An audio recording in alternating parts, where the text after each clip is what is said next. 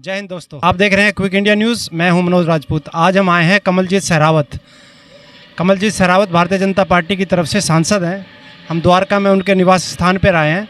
यहाँ पर कुछ लोग उपस्थित हैं जो एक्स सर्विसमैन की एसोसिएशन की तरफ से आए हैं। आज जानते हैं इनसे यहाँ किस लिए आए हैं और क्या काम था इनका और काम हुआ है कि नहीं हुआ।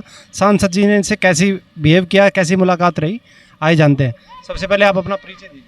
मैं S Chauhan, secretary general all India civil account pensioner association और national coordination committee of pension association, जिसमें लगभग 150-60 एसोसिएशन, उसकी कोऑर्डिनेशन कमेटी ऑल इंडिया की, railway, defence, PNT, banks, PWD, सारी एसोसिएशन की कोऑर्डिनेशन कमेटी है, उसमें हूँ। हमारे साथ में खड़े हैं अच्छा, तो हम लोग यहाँ पर एक्चुअली है क्या, सेंट्रल गवर्नमेंट ने मार्च 2025 में फाइनेंस बिल के साथ साथ एक वैलिडेशन ऑफ पेंशन का रूल, मतलब वैलिडेशन ऑफ पेंशन का कानून पार्लियामेंट में पास कर लिया, जो किसी को पता नहीं है। और उसमें उन्होंने एक पावर ले ली है कि वो रिटायरमेंट की डेट के हिसाब से पेंशनर्स को डिवाइड कर सकते हैं। कहने का मतलब है कि कोई आदमी, अभी तक क्या है कि कोई आदमी अगर मान लो 1995 में रिटायर हुआ है, तो 1996 में जब पे कमीशन आया तो उसकी अगर पेंशन मान लो 100 रुपया है और वो मान लो उसमें बढ़ कर के एक मल्टीप्लिकेशन फैक्टर में जो उससे सेम पोस्ट का जो भी पेंशन है उससे ऊपर नहीं जाएगा, उसके बराबर रहेगी पेंशन। अब ये पेंशन को कम करना चाहते हैं। अगर किसी की पेंशन 100 रुपया है तो फिर वो 100 ही रहेगी, बढ़ेगी नहीं।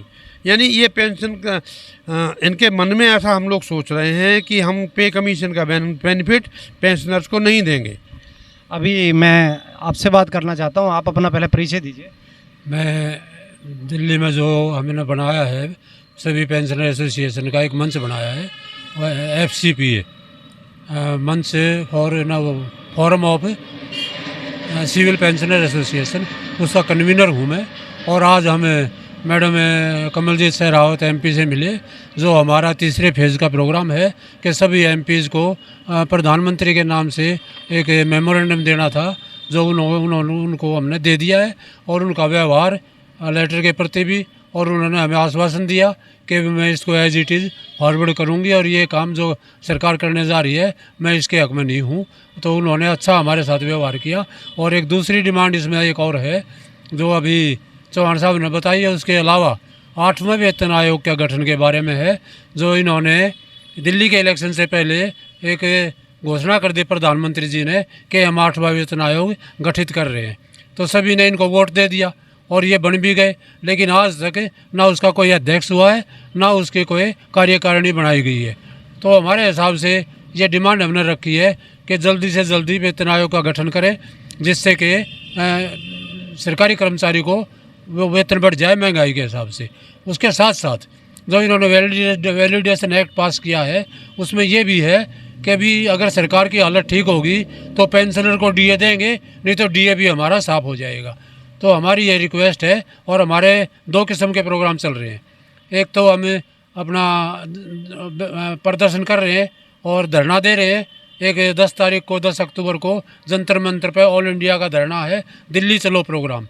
उसमें भी हमें पूरे देश से हमारी तमाम एसोसिएशन आएंगी, उसमें एक बड़ा प्रदर्शन होगा और सरकार से रिक्वेस्ट की जाएगी, प्रधानमंत्री को, राष्ट्रपति को और चीफ जस्टिस ऑफ इंडिया को ज्ञापन दिया जाएगा उसमें कि इसमें ये गलत फैसला है, ये गलत कानून बनाया है, इसको एकदम से रिजेक्ट करें, जिससे ये पेंशनर वृद्धावस्था में अपना जीवन यापन ठीक ढंग से कर सके। अच्छा, ये जो लोकसभा में कानून पास हुआ है आपके हिसाब से, तो अभी पेंशनरों की क्या पेंशन कम कर दी गई है? किस बात का? कम नहीं की, अभी नहीं की, तो आपको किस बात का डर है? ये किस बात का कि कानून बना के रख लिया कि 8वें वेतन आयोग से पहले जो आदमी पेंशन रिटायर हो चुका है उसके पेंशन को वेतन आयोग में रिवाइज नहीं किया जाएगा।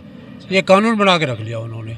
ये हमें भय है कि कभी भी लागू कर सकते हैं। अच्छा, कभी भी लागू कर सकते हैं, पर अभी किया नहीं है। आपको डर है? तभी होगा। क्या आपको मोदी जी पर विश्वास नहीं है? नहीं, विश्वास तो क्या बताएं कि 6 महीने हो गए अभी तक वेतन आयोग का गठन नहीं हुआ है, उसका अध्यक्ष नहीं बनाया है। कहाँ विश्वास करें हम, कहाँ जाए? किससे पूछे? आइए हम जानते हैं, एक और शख्स हमारे पास हैं, इनसे जानते हैं। अपना परिचय दीजिए। हाँ, मेरा नाम नेत्रपाल शर्मा है और मैं जय श्री राम न्याय परिषद का अध्यक्ष हूँ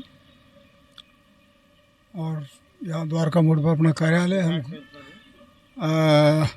मुझे कहना ये है कि दो विषय लेकर हमें आए हैं। पहला विषय तो जैसे माननीय चौहान साहब और डवासी जी ने कहा है, मैं भी केंद्रीय पेंशनर हूँ तो मैं उसका समर्थन करता हूँ। Forum office civil pensioner association FCPA के बैनर के नीचे MK बाची की अध्यक्षता में फाइनेंस बिल 2025 के विरोध में एक जनसभा का आयोजन किया गया। इस जनसभा में RC Malhotra, SP Singh, DC Sharma, RK Mudgal, SS Chauhan, AK Kaushik, NJ Ram, GL Shastri और अन्य पेंशनरों ने हिस्सा लिया। इसमें लगभग 200 से 400 की संख्या मौजूद रही।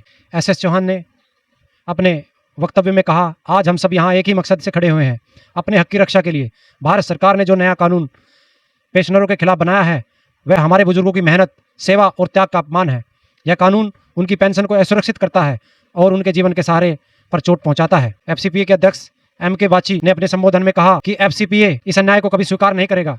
पेंशन कोई दया नहीं, यह हमारे बुजुर्गों का हक है, उनका अधिकार है, जिन्होंने अपनी जिंदगी भर देश, समाज और व्यवस्था के लिए काम किया। हम सरकार से साफ कह देना चाहते हैं, पेंशनरों के हक पर कोई समझौता नहीं होगा। जब तक यह काला कानून वापस नहीं लिया जाता, हमारी आवाजें गूंजती रहेगी। पेंशन हमारा अधिकार है, इसे कोई नहीं छीन सकता के नारे के साथ इस कार्यक्रम का संपन्न। FCPA के अधिकारियों ने दिल्ली के LG विनय कुमार सक्सेना जी से मुलाकात की और फाइनेंस बिल 2025 के विरोध में अपना ज्ञापन सौंपा।